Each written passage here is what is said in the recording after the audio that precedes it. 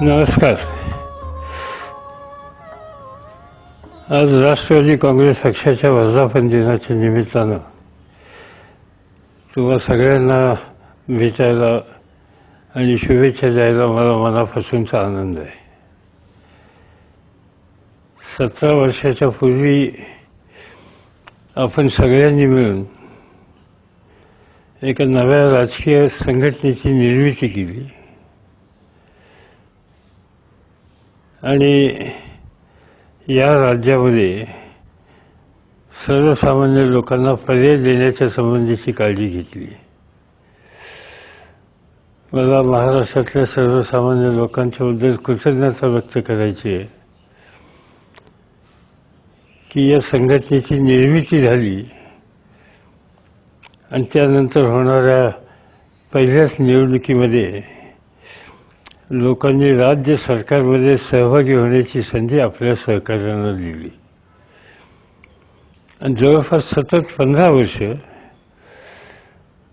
महाराष्ट्र प्रशासनामध्ये लोकांच्या हिताची जपणूक करण्याच्या संबंधीची संधी राष्ट्रवादी काँग्रेस पक्षाच्या सहकार्यांना मिळाली. अर्थात हे सरकार संयुक्त सरकार होतं. त्याच्यामध्ये मोठ्या बंधूची जबाबदारी ही काँग्रेस पक्षावर होती. पण हे जरी खरं असलं तर महाराष्ट्राच्या हिताच्या आणि प्रगतीच्या दृष्टीनं जे विभाग महत्त्वाचे आहेत त्यांचा कार्यभार हा राष्ट्रवादी काँग्रेस पक्षाच्या सहकाऱ्यांच्याकडे होता आणि त्यामुळं अतिशय चांगल्या प्रकारची कामगिरी ते करू शकले. त्यातल्या प्रत्येक व्यक्तीच्या कार्याच्या संबंधीचं स्मरण आज लोकांच्या मनामध्ये सुद्धा आहे. या सगळ्या प्रक्रियेमध्ये नेतृत्व देणारे आणि विकासाला गती देणारे आपले प्रत्येक सहकारी होते. परंतु त्यापैकी एक सहकारी आज हयात नाहीत. त्यांचं मला स्मरण होतं आहे ते म्हणजे आर पाटील. आर पाटील यांनी महाराष्ट्रातल्या सामान्य माणसाचं अंतःकरण जिंकलेलं होतं.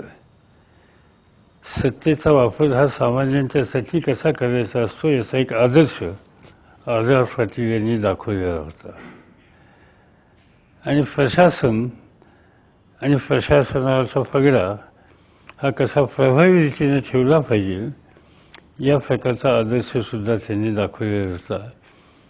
फार अल्प वयामध्ये ते निघून गेले, पण त्यांनी संघटनेमध्ये आणि प्रशासनामध्ये जे योगदान दिलं हा राष्ट्रवादी काँग्रेस पक्षाच्याच नव्हे तर महाराष्ट्राच्या सर्वसामान्य माणसाच्या अंतःकरणातसुद्धा ते अजूनही सखोल आहे आणि म्हणून त्यांच्याबद्दलचं स्मरण करणं हे मी माझं कर्तव्य समजतो. राष्ट्रवादी काँग्रेस पक्षानं नेहमीच आपलं वर्धापन साजरा करत असताना ते वर्ष कुठल्याच तरी एका महत्त्वाच्या सामाजिक राजकीय राष्ट्रीय कार्याच्यासाठी समर्पित करण्याची भूमिका स्वीकारलेली आहे.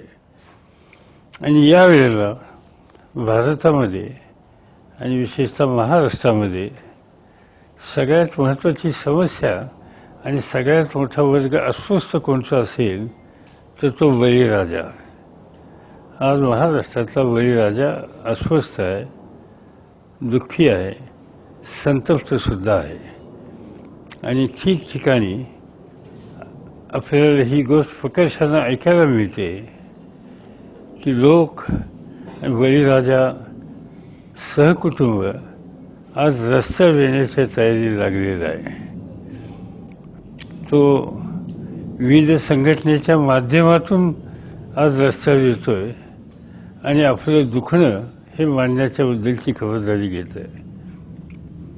कर्जबाजारीपणा हा शेती अर्थव्यवस्थेला लागलेला मोठा रोग आहे. या देशामध्ये ज्यांच्या हातामध्ये सत्ता आहे त्यांनी बँकांचे पैसे ज्यांनी थकवले असे मोठे मोठे उद्योजक आणि उद्योजकांची घराणी त्यांचे काही हजार कोटी रुपयाची रकमा, हजारी म्हणण्यापेक्षा लाख कोटी रुपयाच्या रकमा ह्या मध्यंतरी माफ केल्या.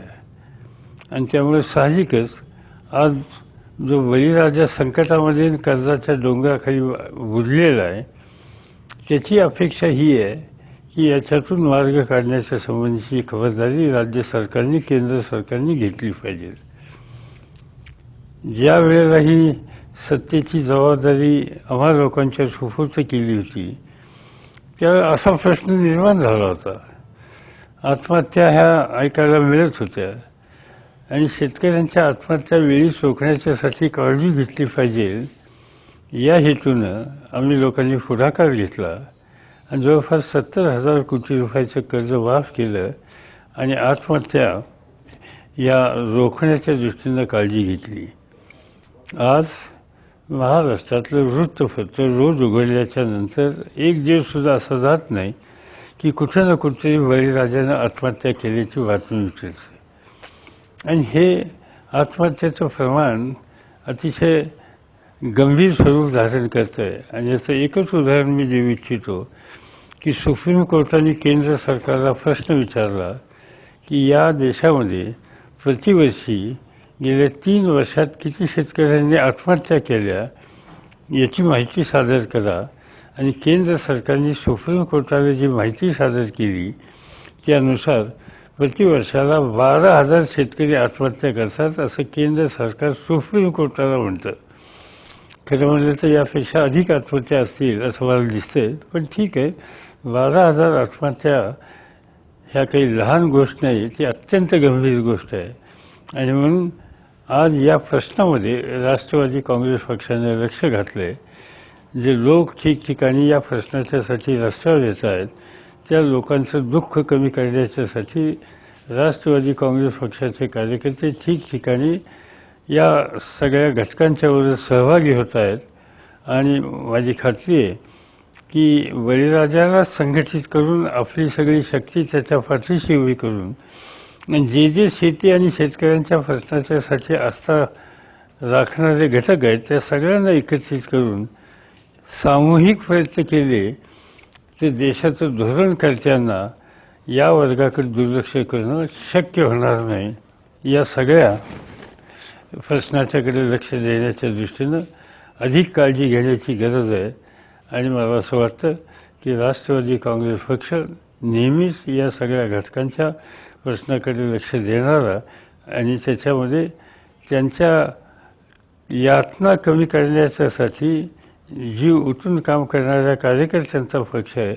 आणि त्यामुळे साहजिकच कार्यकर्ते म्हणून आपण सगळेजण या अशा प्रसंगी बळीराजाच्या पाठीशी उभे राहण्याची भूमिका घेऊया. आत्महत्याच्या मार्गाच्यापासून त्याला परावृत्त करूया. त्याच्या रास्त मागण्या त्याच्या पदरामध्ये पडेल याची काळजी आपण घेऊया. उत्पादन वाढीच्यासाठी जे जे प्रयत्न करता येतील ते प्रयत्न करूया. आणि त्याच्या घामाची कष्टाची किंमत त्याच्या पदरामध्ये मिळेल यासाठी जो मार्ग आपल्याला स्वीकारता येईल त्या लोकशाहीच्या चौकटीत बसून संयमाच्या आणि शांततेच्या मार्गानं तो मार्ग आपण अवलंबूया. मला असं वाटतं हाच या आपल्या वर्धापन दिनाच्या निमित्तानं विचार आपण ध्यानामध्ये घ्यावा, कृतीमध्ये आणावा.